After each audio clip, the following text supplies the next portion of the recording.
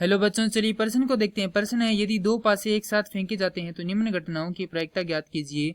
दोनों पासों पर अंकों का योग 7 से अधिक है। तो प्रश्न को आगे हल करें उससे पहले जो प्रश्न की मुख्य अवधारणा है उस पर विचार करते हैं। तो इस प्रश्न के लिए जो मुख्य अवधारणा है वह हो जाएगी प्रायिकता का सूत्र। अर्थात हम यहाँ पर यह देखेंगे कि प्रायिकता का सूत्र क्या होता है। तो प्रायिकता का सूत्र होता है प्रायिकता बराबर अनुकूल परिणाम बटा कुल परिणाम। अब प्रश्न दिया गया है, यदि दो पासों को एक साथ फेंके, तो यहाँ पर लिखेंगे दो पासों को एक साथ फेंकने पर कुल परिणाम। यदि दो पासों को एक साथ फेंकते तो हमारे पास कुल परिणाम आते हैं 36। वह किस प्रकार से आते हैं? क्योंकि हम जानते हैं कि एक पासे को या पासे को जब फेंकते हैं तो उसके लिए जो संभव परिणाम है उनकी संख्या होती है 6 की घात n, जहां पर क्या है बारंबार आता है, अर्थात एक पासे को कितनी बार फेंक रहे हैं वह क्या होती है n होता है। परंतु यहाँ पर अगर एक पासे को दो बार फेंके या दो पासों को एक साथ फेंके तो उनके लिए जो परिणाम है वह क्या रहते हैं, बराबर रहते हैं। तो यहाँ पर n के लिए क्या हो जाएगा, मान 2 हो जाएगा, तो 6 की घात 2 बराबर होता है 36। तो हमारे पास कुल परिणाम हो जाएंगे 36।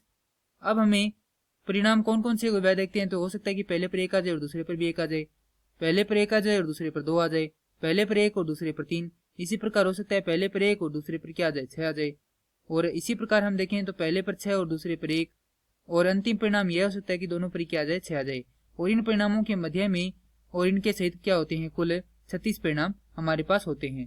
तो अब यहाँ पर लिखेंगे दोनों पासों पर अंकों का योग 7 से अधिक है।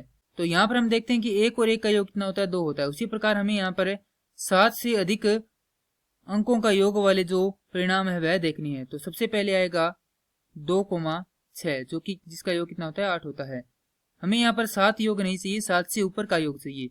उसके बाद आएगा यहाँ पर 3,5 और 3,6।